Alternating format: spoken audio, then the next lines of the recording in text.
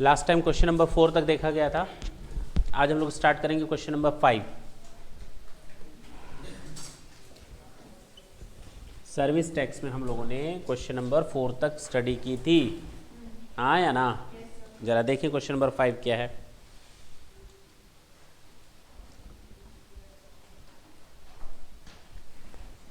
A service has become taxable with effect from 1st October 2013।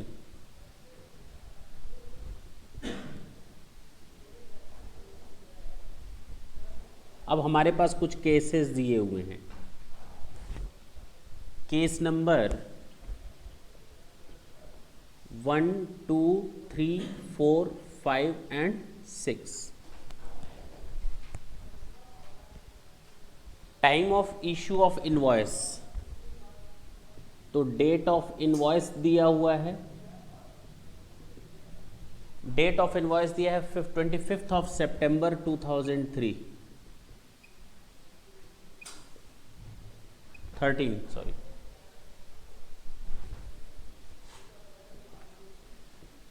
25 of September 2013, 3rd October 2013 and 24th of October 2013।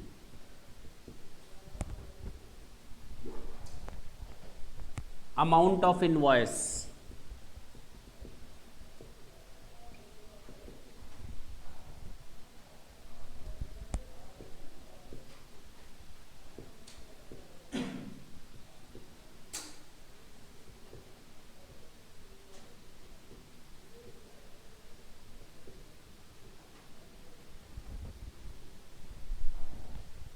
Date of payment, receipt of payment. Clear है?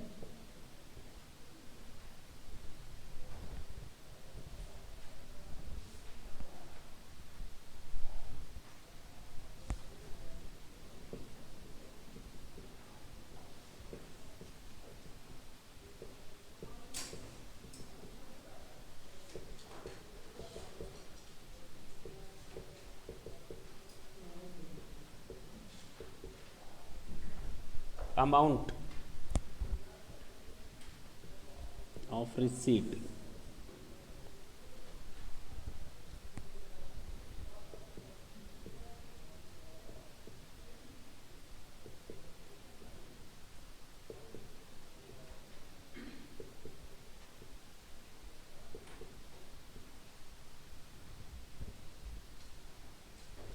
दो चीजें होती हैं। Solve करते हैं इस question को, ढंग से देखें। दो चीज़ें होती हैं, हमें इन क्वेश्चंस पर ढंग से ये देखना पड़ेगा कि सर्विस फर्स्ट टाइम टैक्सेबल हुई है या टैक्सेबल थी और टैक्स रेट में चेंजेस आया है। किस प्रॉब्लम को हम लोग दो चार करेंगे यहाँ पर? ऑलरेडी टैक्सेबल थी, टैक्स रेट में चेंज हुआ है, या फर्स्ट टाइम टैक्सेबल हुई है? बोलते क्यों नहीं? क्वेश्चन पढ़कर क्या समझ में आता है कि हमारी सर्विस फर्स्ट टाइम टैक्सेबल हुई है, या हमें उन प्रोविजंस पर जाना चाहिए जहां पर कोई टैक्स रेट लगता था, अब दूसरा टैक्स रेट लग रहा है फर्स्ट टाइम। और जब फर्स्ट टाइम टैक्स रेट लगता है या सर्विस टैक्स चार्जेबल होती है, तो कहा गया था अगर हम ऑलरेडी सर्विस इनवॉइस इशू कर चुके हैं, पेमेंट भी ले चुके हैं, तो कोई टैक्स अब नहीं लगेगा। याद होगा, हाँ या ना? पक्की बात है। अगर हम पेमेंट ले चुके हैं, इनवॉइस बाद में इशू कर रहे हैं और 14 दिन के अंदर कर दे रहे हैं, तो कोई दिक्कत नहीं आएगी। याद आया होगा। और मैंने बताया था पेमेंट ले लिया है तो ये प्रॉब्लम नहीं आएगी, लेकिन अगर इनवॉइस इशू किया है, पेमेंट बाद में ले रहे हैं, तो टैक्स लगेगा। इनवॉइस पहले इशू कर दिया, पेमेंट बाद में ले रहे हैं, तो टैक्स लगेगा। हाँ या ना? बस इतना ही बताया था, वही चीज यहां पर करनी है। अगर हम केस नंबर 1 की बात करें, जिस दिन टैक्सेबल हुई है सर्विस, उसके पहले इनवॉइस इशू कर दिया गया है, उसके पहले पेमेंट मिल गया है, हाँ या ना? बोलो। No tax on ₹1,00,000। रीजन क्या है? रीजन क्या है? Invoice and payment both are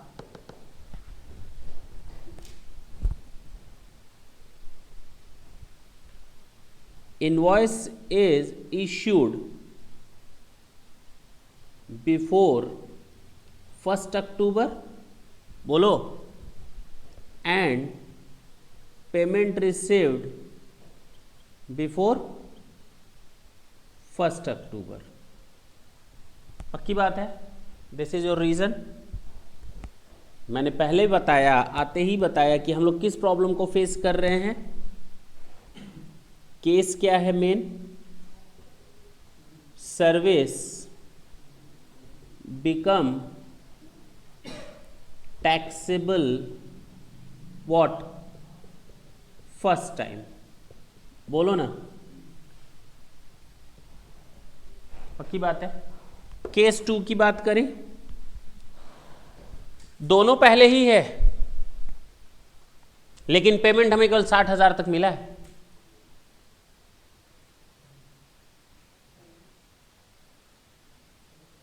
चालीस पर टैक्स लग जाएगा या टाइम मिलेगा कोई?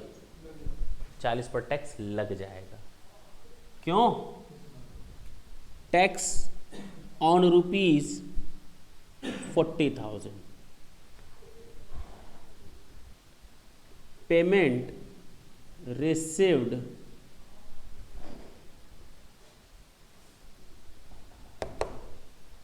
Up to 1st October 2013, before 1st October 2013 is ₹60,000 only, जबकि पूरा मिल जाना चाहिए था। केस नंबर 3, 25/9 तक 60,000 का इनवॉइस इशू किया गया, पेमेंट पूरा मिल गया है। अगर पेमेंट मिल चुका है आपको तो बाकी इनवॉइस आप कितने दिन के अंदर इशू कर सकते हैं?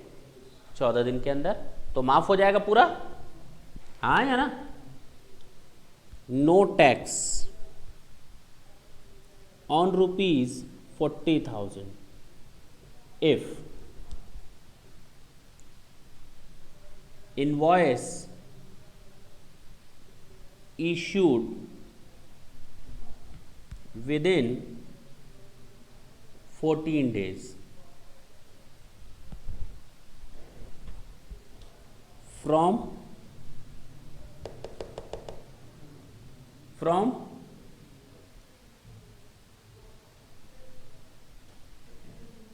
by 14th October 2013। 14 दिन के अंदर अगर हम इनवॉइस इशू कर दे रहे हैं तो बाकी 40,000 पर टैक्स नहीं लगेगा। लेकिन अगर 14 दिन के अंदर इस तारीख तक अगर हम इनवॉइस इशू नहीं कर पा रहे हैं तो यहां टैक्स लग जाएगा। क्लियर है? 4th, 1 लाख पहले है, 1 लाख पहले तो नो टैक्स। चलो केस नंबर 5, पेमेंट पहले ले ली है, इनवॉइस बाद में इशू कर रहे हैं। कब इशू कर रहे हैं?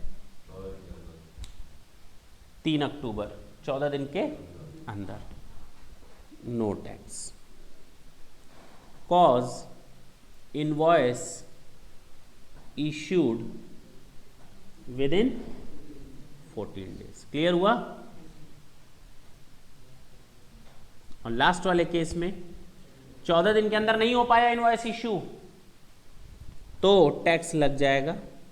Tax on ₹1 lakh, cause invoice not issued with in 14 days। That's it, this is your answer. Note कर लें इसको।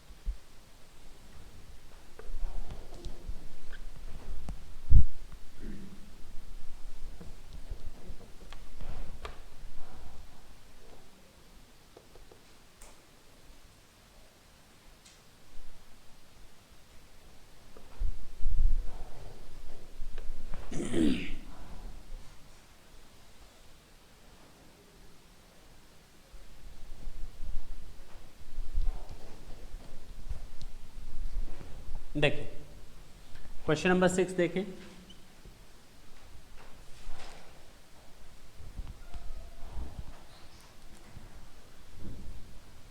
X limited receives taxable service from G Limited of Germany on 20th of August 2013 for rupees 6 lakh.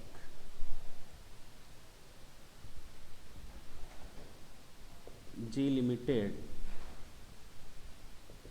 raise the invoice as follows.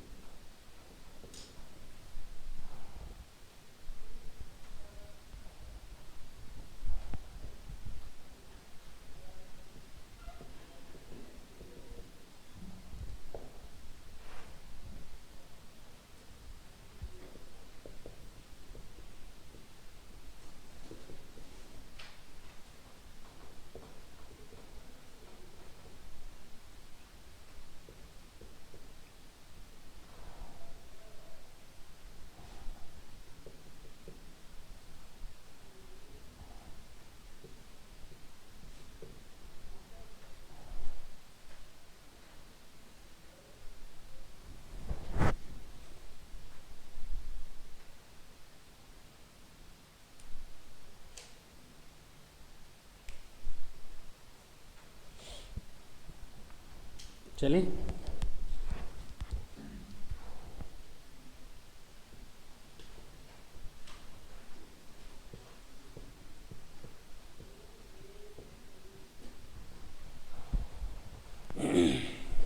अब ढंग से सुनेंगे।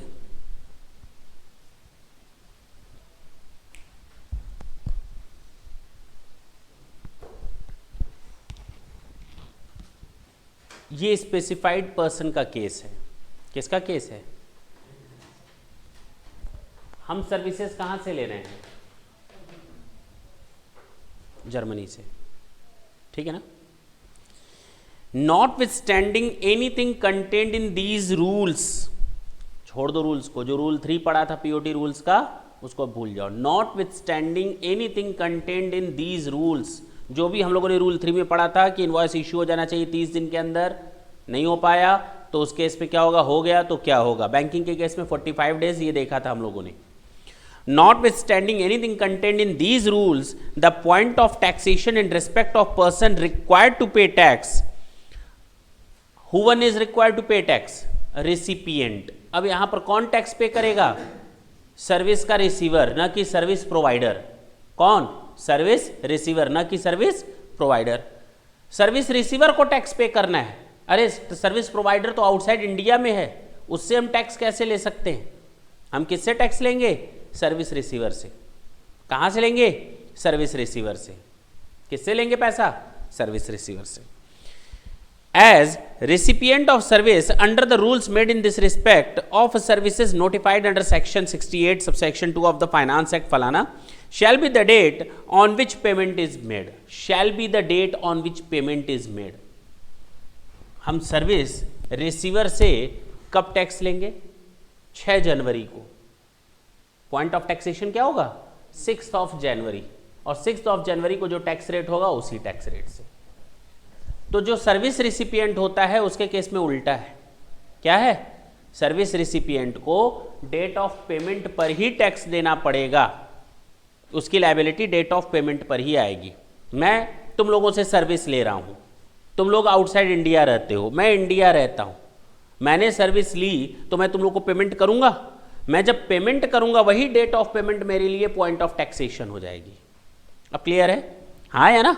चलो, However, where the payment is not made within a period of 6 months, जब ये payment 6 महीने के अगर अंदर नहीं होता है from the date of the invoice.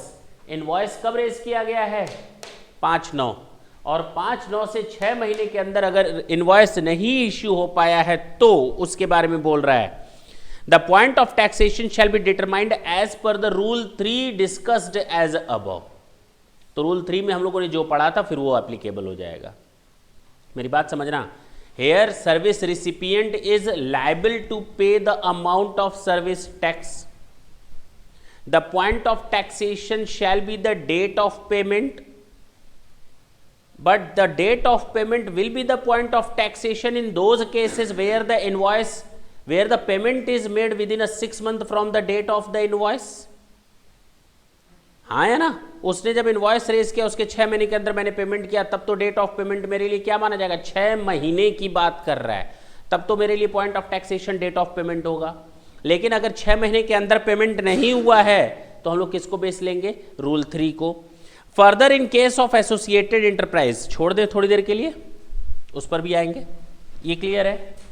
अब यहां पर देखते हैं, here in this case reverse charge mechanism will apply. याद आया? पढ़ा था ना हम लोगों ने?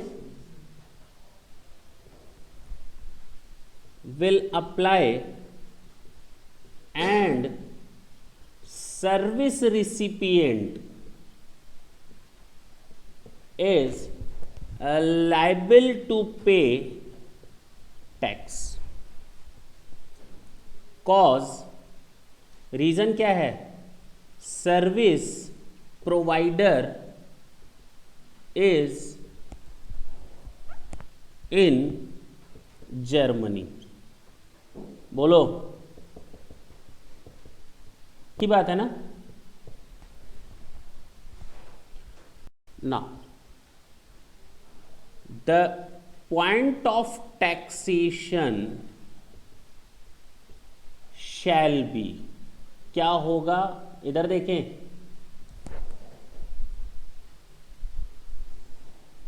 The point of taxation shall be date of payment if payment is made, yes, within 6 months from the date of invoice, बोलो ना, इनवॉइस की डेट के 6 महीने के अंदर हमने अगर पेमेंट कर दिया। रूल 3 नॉर्मल आया ना, if payment is not made within 6 months, this is the solution. अब हमें इस नोट को पढ़ने के बाद आंसर बता सकते हैं आप लोग कि what would be the point of taxation, हमारा पॉइंट ऑफ टैक्सेशन क्या होगा। क्या 5 सितंबर के बाद 6 महीने के अंदर इनवॉइस इश्यू हो गई है? हाँ हो गई, तो point of taxation shall be the date of payment.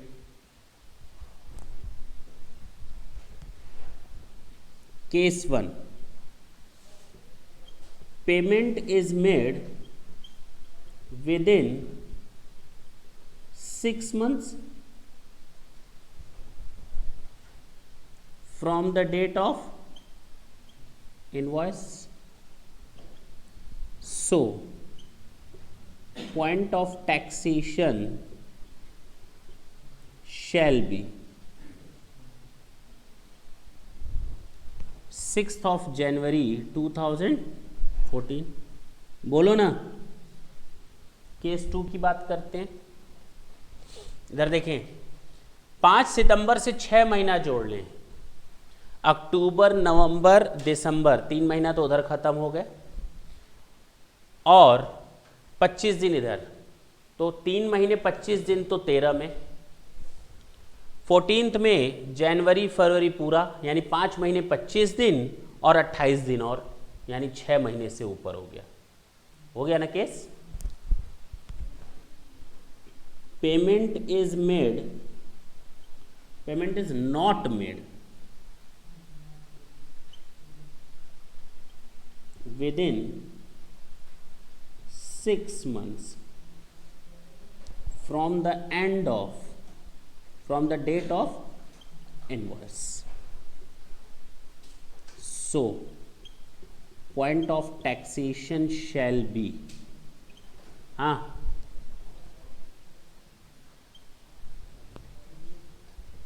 बोले नॉर्मल रूल्स के हिसाब से, सर्विस कंप्लीट होने के 30 दिन के अंदर इनवॉइस इशू हुआ है या नहीं? सर्विस कंप्लीट होने के 30 दिन के अंदर इनवॉइस इशू हुआ है या नहीं? हाँ, तो डेट ऑफ इनवॉइस और date of payment whichever is earlier, यही तो जानते हैं कि कुछ और जानते हैं? क्या सर्विस कंप्लीट होने के 30 दिन के अंदर इनवॉइस इशू हुआ है? बात खत्म। तो अगर इनवॉइस इशू हुआ है तो डेट ऑफ इनवॉइस और डेट ऑफ पेमेंट, तो डेट ऑफ इनवॉइस और date of payment. Date of invoice क्या है? 5th of September, and date of payment क्या है? 28 March, whichever is earlier.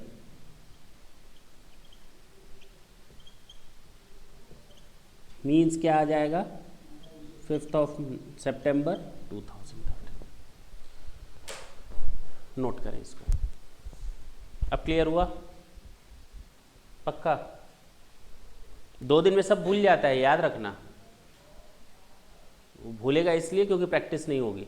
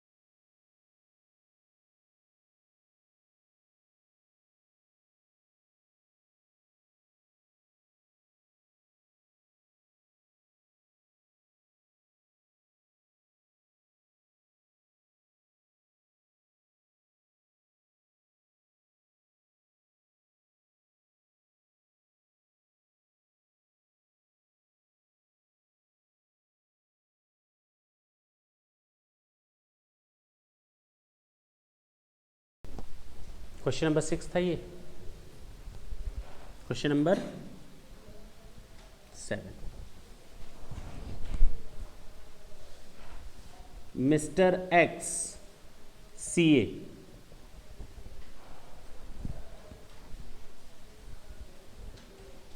Provides you, बताओ तुमको ये इंफॉर्मेशन दे रहा है, उसको खुद कैलकुलेशन कर लेना चाहिए था। Provides you the following information for quarter ended on 30th September 2013। यानी अगर हम इसको थोड़ा डिटेल में और डिस्कस करें तो किस महीने से किस महीने तक? जुलाई अगस्त सितंबर, जुलाई अगस्त एंड सितंबर, ठीक है ना। 3 महीने की डिटेल्स हम लोग को सबमिट कर दे रहा है। All bills are raised inclusive of service tax।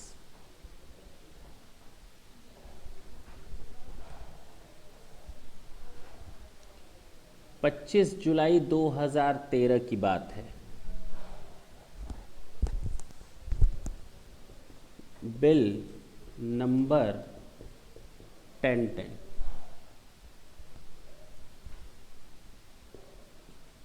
Statutory audit.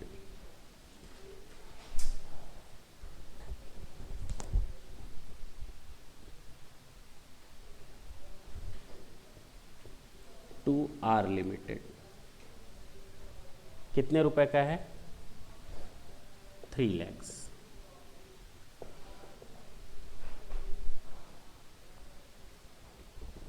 पाँच अगस्त 2013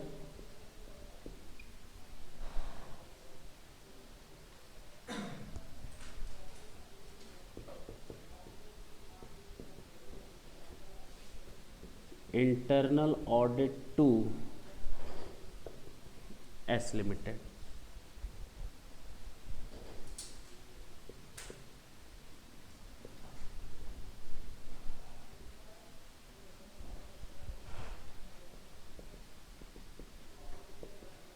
received from R limited.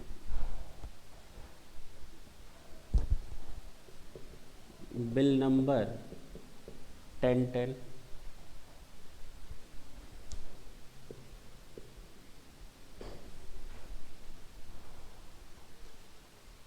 22 August.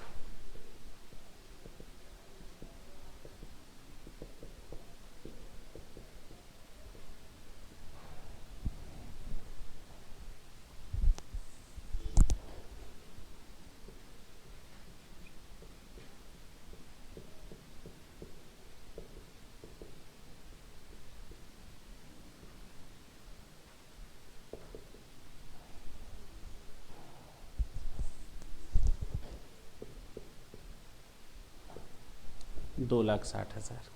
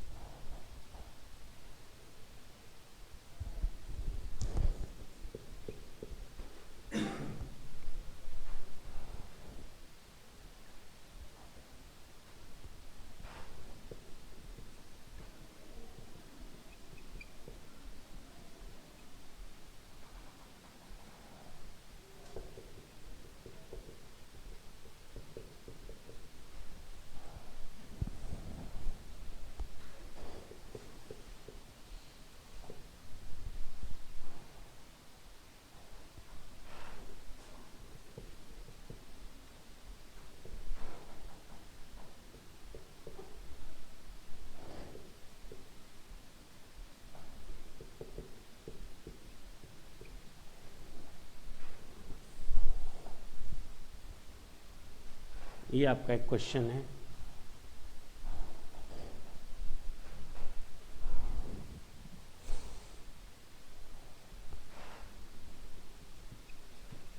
aggregate value of taxable services provided in year 1213 is case number 1 and case number 2.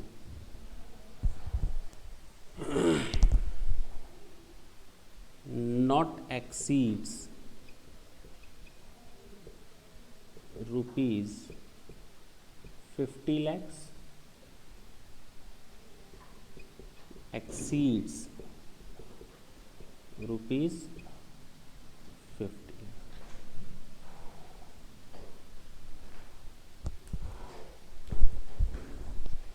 ये question है। अब आप लोगों को सारे कैलकुलेशंस करने हैं। टैक्सेबल कितनी सर्विस होगी, कितना टैक्स बनेगा और last date of payment of tax क्या होगा, ये तीनों चीज़ें आपको फाइंड आउट करनी है। हम करें या करेंगे? हम करेंगे।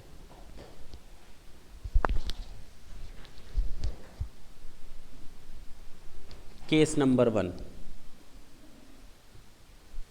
सॉल्यूशन।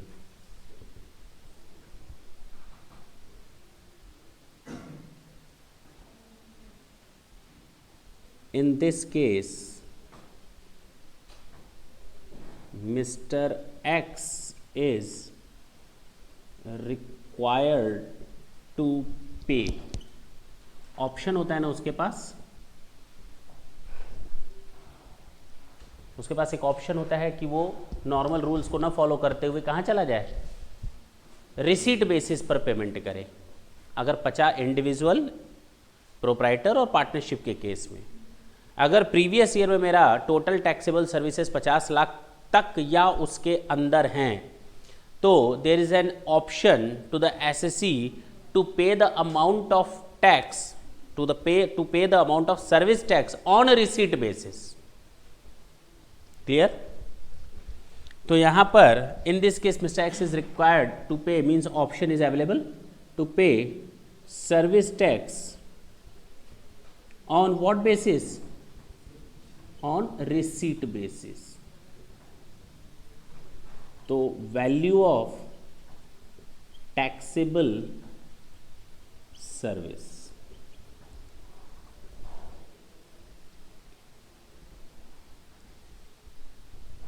क्वार्टर है, एंडेड ऑन 30 सितंबर 2013। क्लियर? पहला अमाउंट कब मिला है इसको? 19 अगस्त को। तो पॉइंट ऑफ टैक्सेशन वही हो जाएगा 19 अगस्त, receipt basis from R limited. और ये 3 लाख जो है ना, इंक्लूसिव ऑफ सर्विस टैक्स है, क्योंकि जो भी बिल रेज किए जाते हैं वो इंक्लूसिव ऑफ सर्विस टैक्स हैं, यानी इसमें टैक्स ऑलरेडी शामिल है। तो हम इसको अलग कर लें पहले। 3 lakh divided by 112.36 into 100, 2,60,000 exact. आप पूरा बताएं ना। 2,67,000,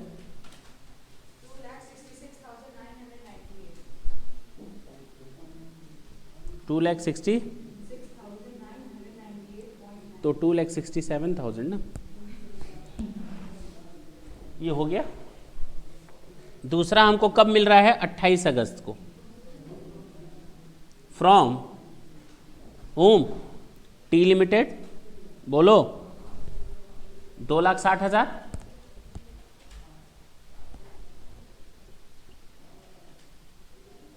112.36 इंटू 100,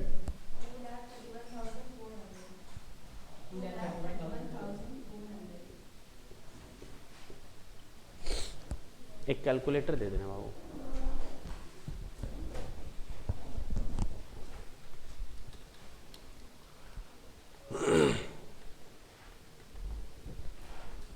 चलिए, नेक्स्ट कब आएगा? 4 सितंबर 2013 फ्रॉम एस लिमिटेड, कितना आया है इसका? 1,60,000। बैकवर्ड कैलकुलेशन करेंगे, इनटू 100 कितना आया?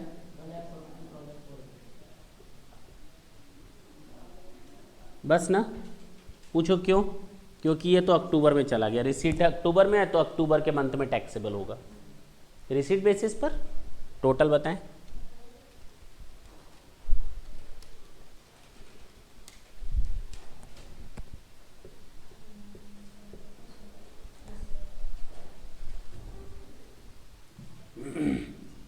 कैलकुलेशन ऑफ सर्विस टैक्स तुम लोग को अच्छी तरह मालूम है। टैक्सेबल सर्विसेज कितने की हैं? 640 800। टैक्स हो जाएगा 12.36% के हिसाब से, 79,200 बोलो। और डेट ऑफ पेमेंट क्या हो जाएगी सर्विस टैक्स के पेमेंट की? अगर ई पेमेंट है तो क्वार्टर के एंड के बाद 5 तारीख जो आएगी, क्वार्टर के एंड के बाद जो 5 तारीख आएगी, 6 तारीख आएगी ना। ई पेमेंट में 6 तारीख मिलती है ना, तो बोल क्यों नहीं रहे? भूल जा रहे हो, इतनी जल्दी जल्दी भूलोगे, हर दूसरे दिन तो भूल रहे हो। टैक्स की डेट क्या होगी? लास्ट डेट क्वार्टर के बाद जो 6 तारीख आएगी अगर ई पेमेंट है तो। ई पेमेंट में बताएं क्वार्टर कब खत्म हो रहा है? सितंबर, तो 5 अक्टूबर या 6 अक्टूबर? 6 अक्टूबर 2013। अगर नॉर्मल केस में हम पेमेंट कर रहे हैं, दिस इज योर आंसर। केवल केस 1 कंप्लीट हुआ है, नोट करें तो फिर हम बात करें केस 2 की।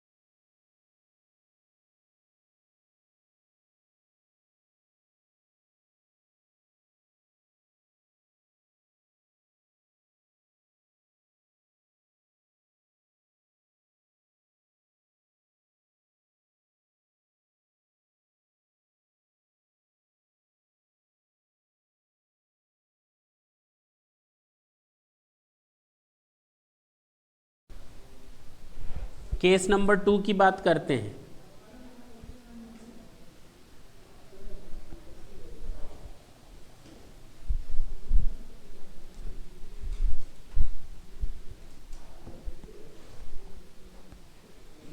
अगर पिछले साल मेरा 50 लाख से अधिक की aggregate value of taxable services थी, तो इस साल फिर हम रिसीट बेसिस पर ना करके एज पर पीओटी रूल्स, कौन से पीओटी रूल्स? क्लियर है? पीओटी रूल्स को यूज करोगे कि नहीं? पीओटी रूल्स 2011 को, पक्की बात है ना? और पीओटी रूल्स बोलता है कि हम लोग एक्रूअल बेसिस पर टैक्स लगाएंगे। इनवॉइस सर्विस कंप्लीट हो गई, इनवॉइस इशू हुई या नहीं 30 दिन के अंदर, ये देखते हुए तो हम ये मान लेंगे सर्विस कंप्लीट होने के 30 दिन के अंदर इनवॉइस इशू हो गई, क्योंकि उससे रिलेटेड तो हमको कोई इन्फॉर्मेशन नहीं दी है। तो हम मान लेंगे the invoice has been issued within 30 days from the date of completion of service. तो डेट ऑफ इनवॉइस और the receipt of payment whichever is earlier. पक्की बात है ना? इसमें कोई डाउट हो तो बोल सकते हो अभी भी।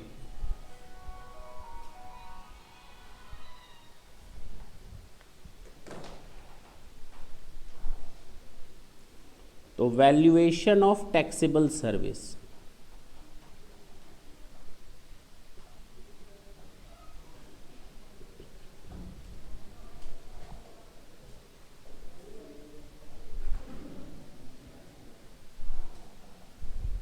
तो डेट क्या आ जाएगी अब? बिल जिस दिन रेज किया है 25 जुलाई 2013, क्योंकि हमको 3 महीने का लेना है, जुलाई अगस्त सितंबर क्वार्टर का लेना है। तो 25 जुलाई को बिल रेज किया, 30 दिन के अंदर इनवॉइस इशू हो गया होगा, ये मान ले। तो डेट ऑफ इनवॉइस और इसका पेमेंट कब मिल रहा है, जरा देखो 10-10 का पेमेंट कब मिल रहा है? ये मिल रहा है, हाँ या ना? 10-10 का पेमेंट कब मिल रहा है? ये तो दोनों में से पहले क्या है, 25 जुलाई या 19 अगस्त? 25 जुलाई। तो ये मेरे लिए क्या है, बेकार है। चलो, तो बिल नंबर 1010 कितना रुपया था? 3 लाख। रिवर्स कैलकुलेशन करो तो, बार बार ना करो, पिछले क्वेश्चन में किया था। कितना? 2,67,000। तो हम लोगों ने ये कवर कर लिया। अब जरा देखो 5 अगस्त को बिल रेज किया है और इसका पेमेंट कब मिल रहा है?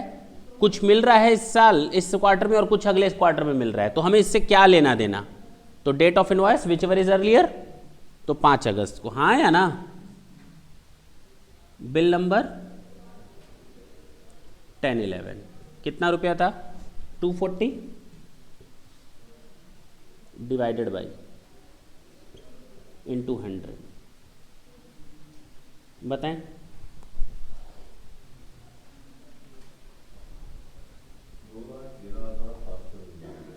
2,14,000।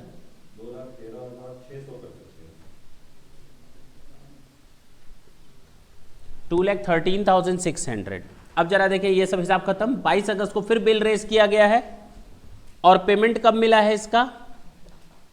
28 अगस्त को। तो पेमेंट बाद में मिला, इससे कोई लेना देना नहीं, 22 अगस्त को ही हम ले लेंगे। बिल नंबर 1012 कितना रुपया है?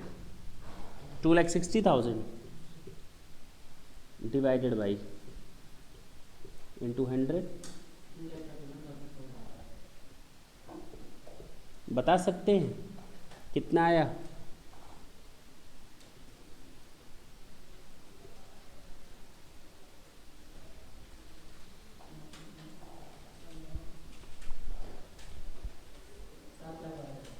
एग्जैक्ट। इधर देखिए, calculation of service tax. Taxable service कितने की है? 7,12,000। इसका 12.36 देखें, एग्जैक्ट। पेमेंट की यही डेट आ जाएगी, that's it, this is your answer. थोड़ा जल्दी नोट करें।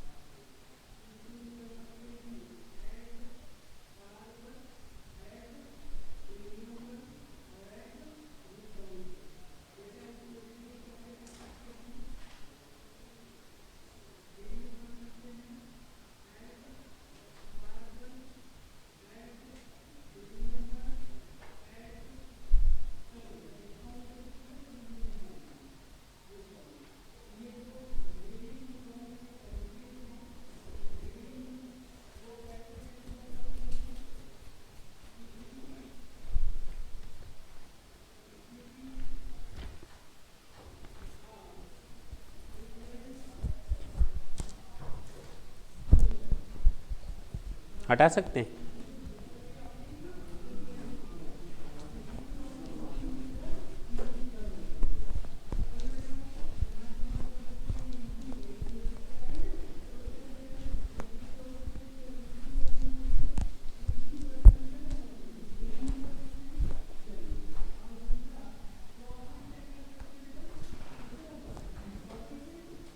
Question 8.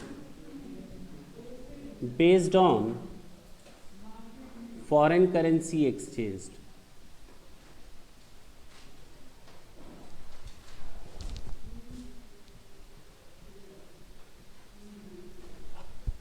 ये भी हमने टॉपिक पढ़ाया था। आज हम लोग डिटेल में इस पर डिस्कस करेंगे और इसके क्वेश्चन सॉल्व करेंगे। ठीक,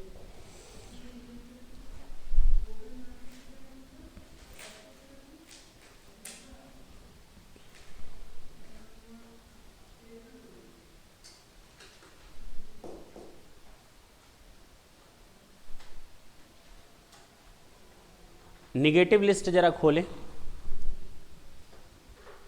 जो मैंने निगेटिव लिस्ट दी थी आपको उसको जरा खोलें और एक हमें दे दें।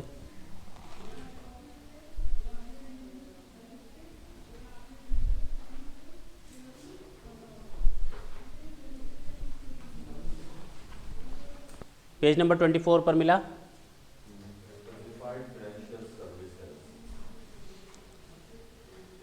ये निगेटिव लिस्ट है।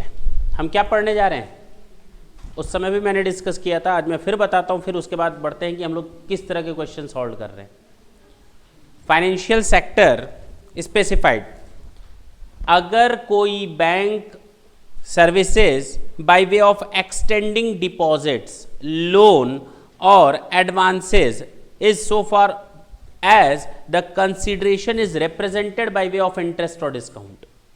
अगर कोई बैंक आपको लोन देती है तो आप वो लोन रीपे करोगे, तो ये तो कोई सर्विस हुई नहीं।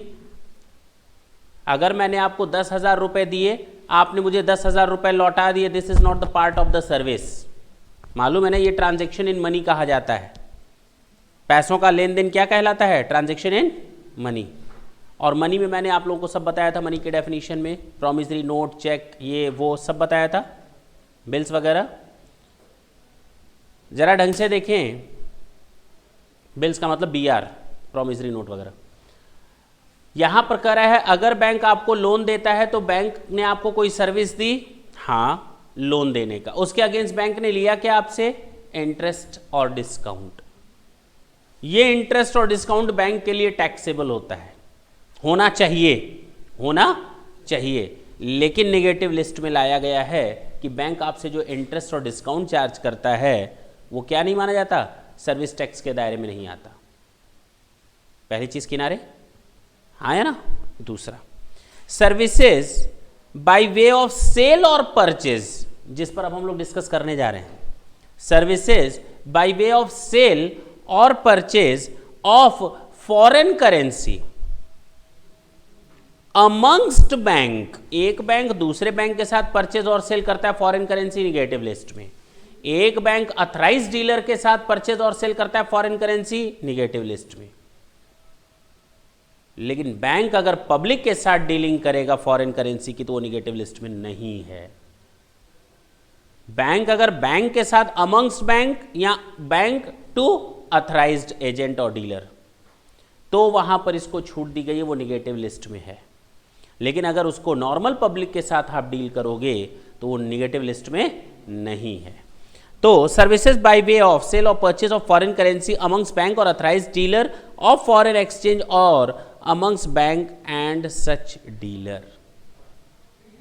ठीक है, बैंक और डीलर के बीच में अगर फॉरेन करेंसी का लेन देन होता है तो वो माफ है, निगेटिव लिस्ट में है।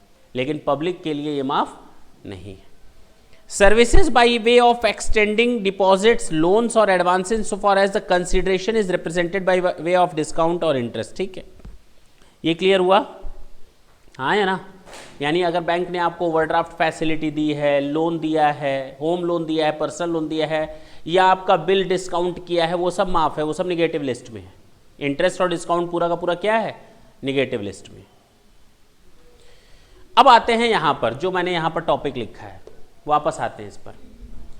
Payment of service tax by the authorised agent in case of purchase और sale of foreign currency including money changer. तो ये लोग तो नॉर्मल पब्लिक के साथ डील करते हैं, इनको तो माफ नहीं ना करेंगे। अगर ये बैंक के साथ करते तब तो माफ था, लेकिन ये पब्लिक के साथ करेंगे तो माफ नहीं।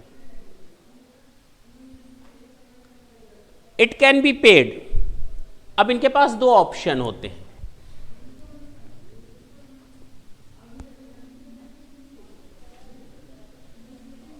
इनके पास कितने ऑप्शंस होते हैं? दो, या तो इधर जाओ या तो इधर जाओ। ठीक, अब इस केस में भी दो हैं। ये मैंने बताया है तुम लोगों को, RBI reference rate is available, याद आया? Not available.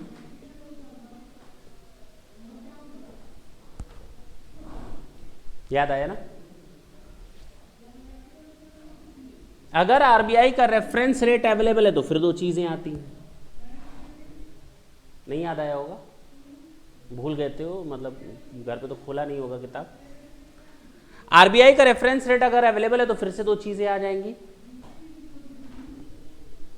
One of the currency is Indian currency,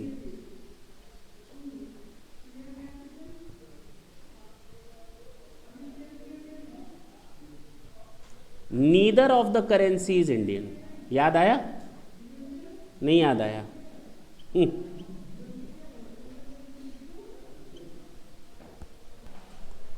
अगर आरबीआई का रेफरेंस रेट अवेलेबल है और आरबीआई का रेफरेंस रेट अवेलेबल नहीं है। दूसरा, अगर आरबीआई का रेफरेंस रेट अवेलेबल है और उसमें से दोनों करेंसीज में से एक इंडियन करेंसी है, ठीक, पक्की बात, और कोई भी इंडियन करेंसी नहीं है, तो उस केस में क्या करेंगे? ढंग से सुनेंगे। वे one of the currency exchange is Indian rupees. पहला,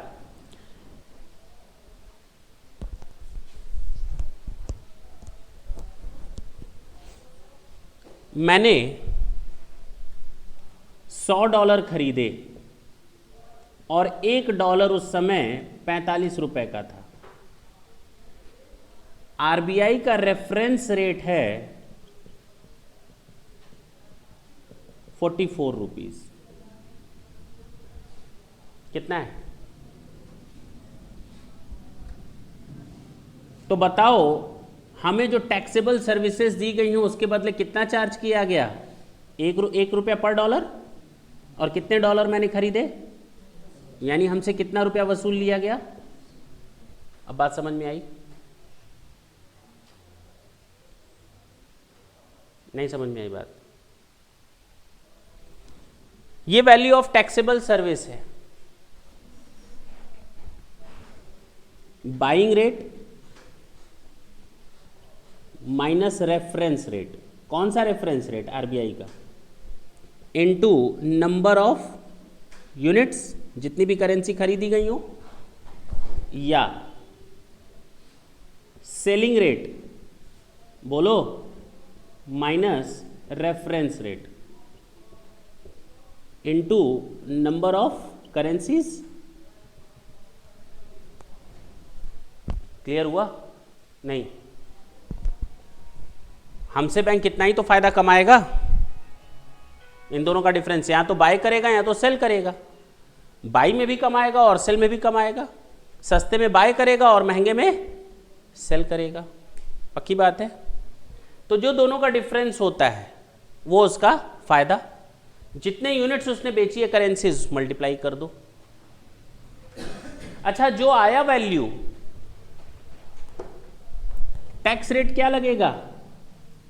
12.36%। ये है rate.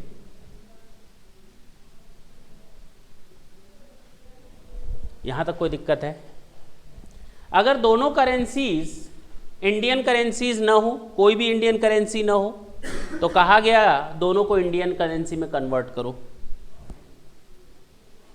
Convert them into Indian currency,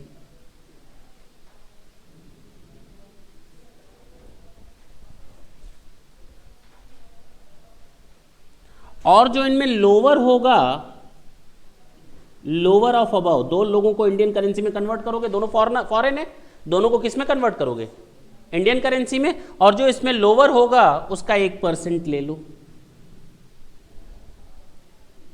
आ गया वैल्यू ऑफ टैक्सेबल सर्विसेज, और इस वैल्यू पे मल्टीप्लाई कर दो टैक्स रेट से। अब क्लियर हुआ? ये 1% मान लिया गया है कि जितना भी आता है जो लोअर होगा उसका 1% हमने सर्विस चार्ज लिया होगा। अब क्लियर? यहां तक तो हम पहले भी बता चुके।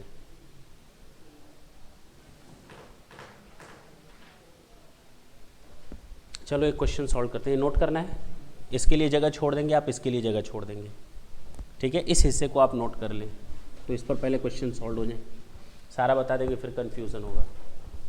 पहले इतना ही हिस्सा नोट करेंगे जितना मैंने बताया, RBI reference rate is available.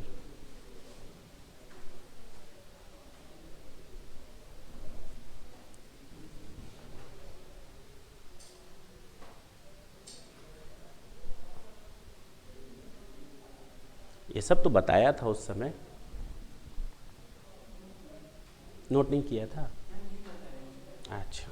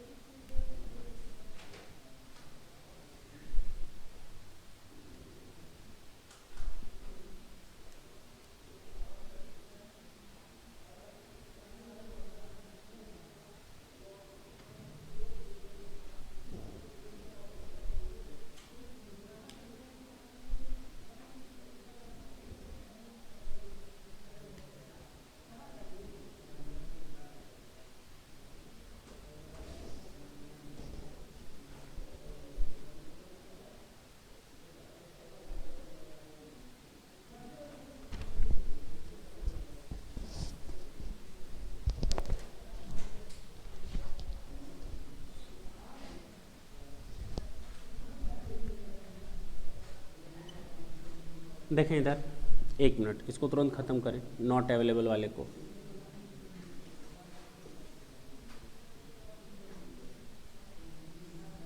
One % of Indian currency, ये हमारा वैल्यू ऑफ सर्विस हो जाएगा। टैक्स रेट क्या हो जाएगा इसमें भी? 12.36। हटा रहे हैं इसको, इस पर क्वेश्चन सॉल्व करते हैं हम लोग।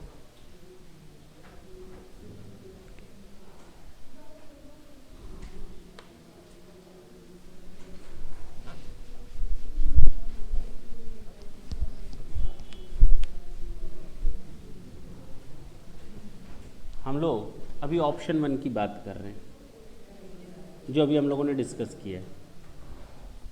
क्वेश्चन नोट करें।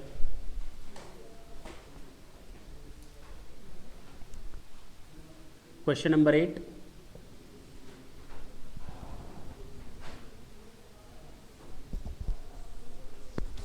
Mister you converted $1 lakh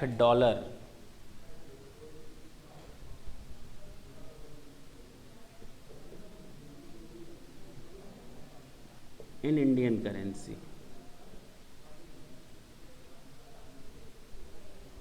1 dollar is equal to 45 rupees.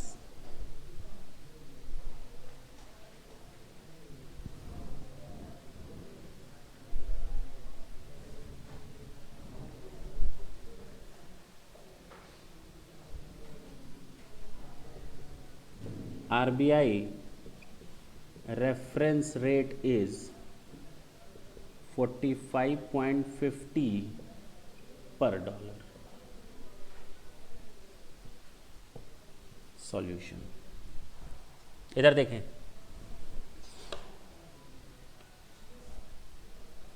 Value of taxable service,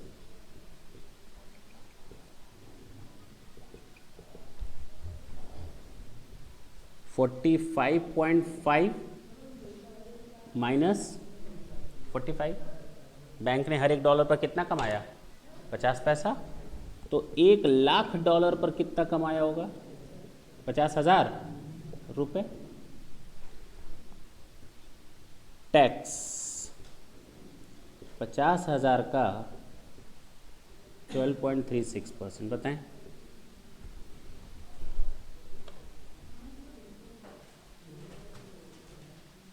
$6,130 है। This is your answer.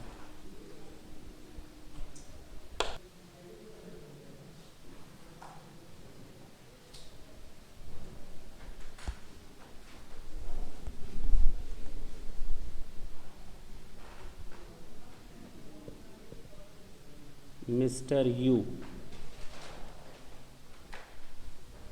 converted 70,000 rupees into Great Britain pound.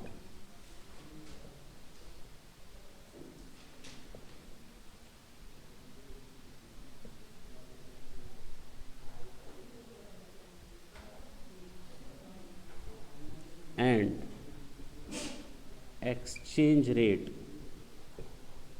offered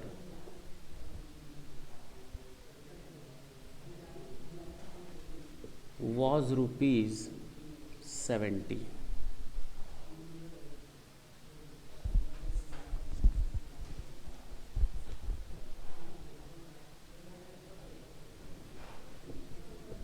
RBI reference rate is ₹69.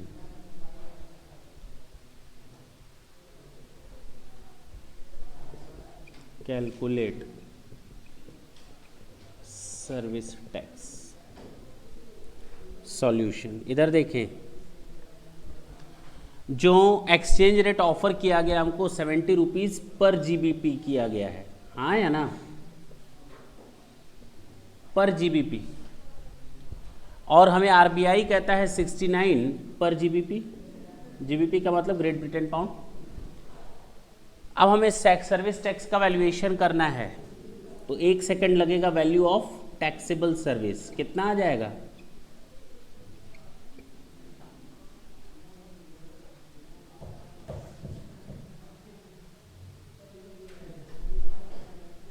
$70 minus 69, 1 रुपया कमाया, 1 रुपया कमाया पर GBP। तो हमने GBP खरीदे कितने थे वो तो बताओ। 1000। 70 रुपए के बदले 1 GBP मिल रहा है, तो 70,000 के बदले कितने GBP मिलेंगे? तो number of GBP 70,000 divided by 70, यानी हमने खरीदे कितने? 1000 GBP। तो यहां मल्टीप्लाई कर लो 1000 GBP से, बोलो ना, यानी कुल मिलाकर कितना कमाया? 1000 रुपए। और टैक्स हो जाएगा 1000 इंटू 12.36%, तो 123 रुपये 60 पैसे।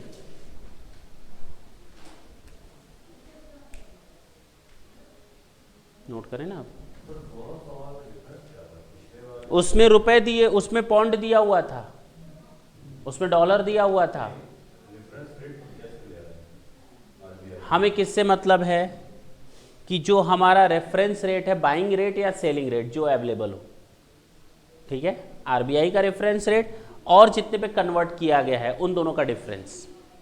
सुन लें, आरबीआई का रेफरेंस रेट और जितने वैल्यू पर कन्वर्ट किया गया है इन दोनों का difference value of taxable service है पर डॉलर, पर पाउंड, मतलब हर एक फॉरेन करेंसी के साथ। तो जितने नंबर ऑफ यूनिट्स हमने कन्वर्ट किए होंगे उतने पर कितने रुपए, ठीक है। हर जीबीपी पर बैंक ने 1 रुपए सर्विस दी तो 1000 जीबीपी के बदले 1000 रुपए की सर्विस टैक्स कितना बना 12.36%, जो आ गया 123 रुपए 60 पैसे।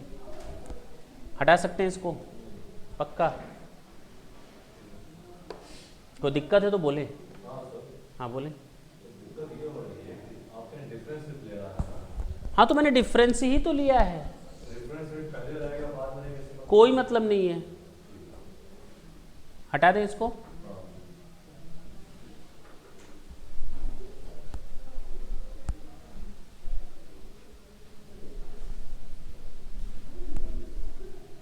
क्वेश्चन नंबर 10 देखें।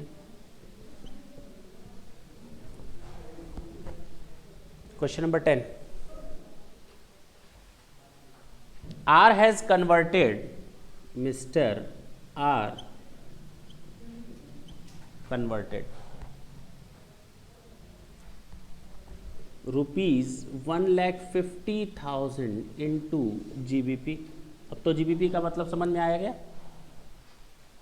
And received 2,000 GBP।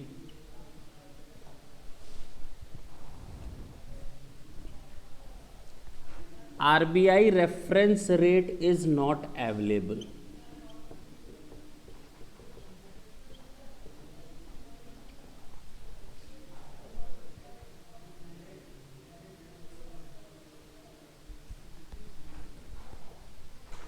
सॉल्यूशन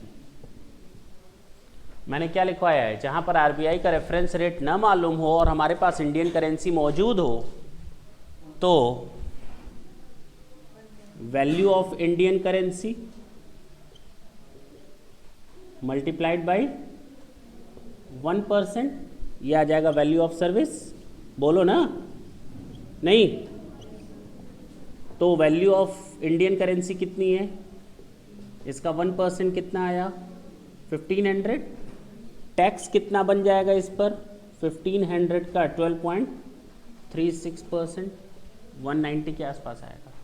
कितना रहा है एग्जैक्ट, ऐसे कैसे एग्जैक्ट 180, ठीक है। This is your answer. क्या दिक्कत थी इसमें, अब समझ में आई बात? और ये सारी चीज़ें बिना प्रैक्टिस के नहीं होने वाली, मैं बार बार बोल रहा हूँ। हर 2 दिन में भूलोगे, हर 2 दिन में भूलोगे।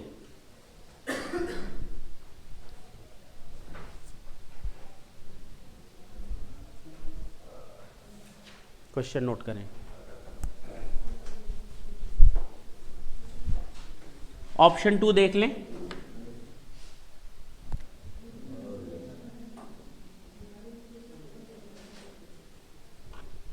ऑप्शन 2 देख लें। मैं रूल लिख दे रहा हूं, घर से पढ़ करके आएंगे आप लोग ऑप्शन 2, और नेक्स्ट क्लास में हम लोग इसी ऑप्शन 2 पर क्वेश्चन सॉल्व करेंगे। यानी अब एसएससी के ऊपर डिपेंड है कि वो ऑप्शन 1 यूज कर रहा है या ऑप्शन 2, लेकिन जहां पर एसएससी ने ऑप्शन 2 यूज कर लिया तो उस पूरे फाइनेंशियल ईयर के लिए उसको ऑप्शन 1 का ऑप्शन नहीं मिलेगा। अब कहोगे सर हमें कैसे तैयार रहेगा कि option 2 once he exercise then he can not go for option number 1 for the remaining part of the year. वो जरा देख लेते हैं है क्या।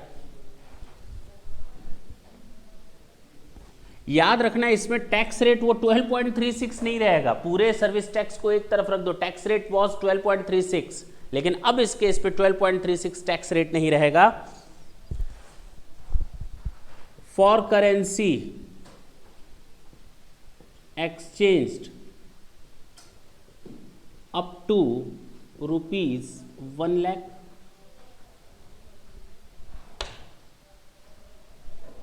तो 0.12%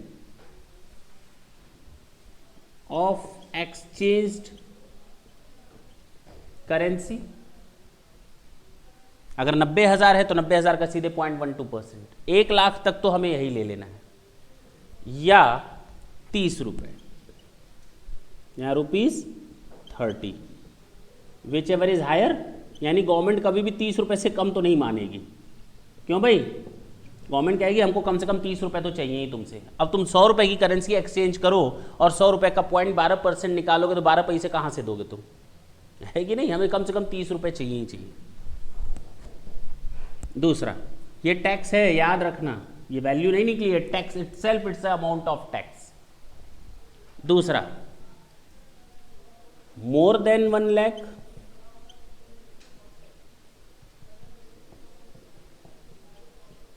अप टू ₹10 लाख। तो सुनो ना, अगर कोई आदमी 9 लाख रुपए तक आया है तो 1 लाख का तो इस पर टैक्स देगा, यानी 120 रुपए तो देगा ही देगा। 120 या 30 जो दोनों में से अधिक हो तो 120 तो जाएगा ही जाएगा। बाकी अगर 9 लाख तक है तो 8 लाख कहां से देगा? 8 लाख का टैक्स रेट कितना होगा? अगर 7 लाख है तो 1 लाख इधर चला गया, 6 लाख इधर आ गया। अगर 10 लाख है तो 1 लाख इधर चला गया, 9 लाख इधर आ गया। तो इसके लिए बोला गया है 0.06%।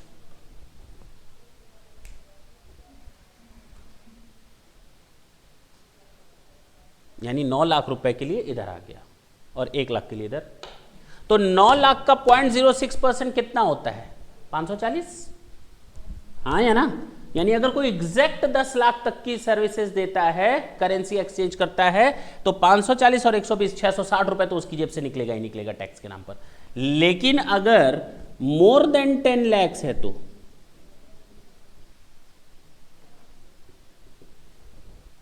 तो 660 तो निकलेगा ही निकलेगा, बात समझना, प्लस 0.012%, या गवर्नमेंट को 6,000, which ever is lower, which ever is lower. सोचो, गवर्नमेंट ने कहा 6,000 से कम, अगर कोई 10 करोड़ एक्सचेंज कर लिया तो भी उसके ऊपर टैक्स कितना लगेगा? 6,000। अब बात समझ में आई? क्लियर हुआ? ये ऑप्शन हम लोग नेक्स्ट क्लास में फिर डिस्कस करेंगे और हम लोग आगे बढ़ेंगे न्यूमेरिकल पे। तो एसएससी के पास 2 ऑप्शन है, सुन लो पहले। मैंने कहा once he exercise the second option he can not go for first one option, क्योंकि उसने वैल्यू के हिसाब से यहां पर ले लिया है। तो जब वैल्यू के हिसाब से ले लिया तो अब फर्स्ट ऑप्शन में आप कहां जाओगे? वहां तो वैल्यू थी ही नहीं, वहां वैल्यू तो थी ही नहीं। जब आपने वैल्यू को कंसीडर करते हुए टैक्स लेना स्टार्ट किया है तो आपको इसी ऑप्शन को साल भर मेंटेन करना पड़ेगा। ये मेन रीजन है इसका। तो नोट लिख लें इस पर।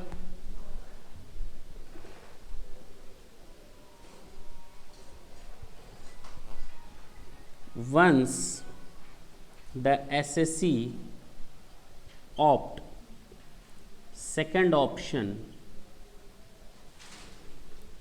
he cannot go for first option for rest of the year.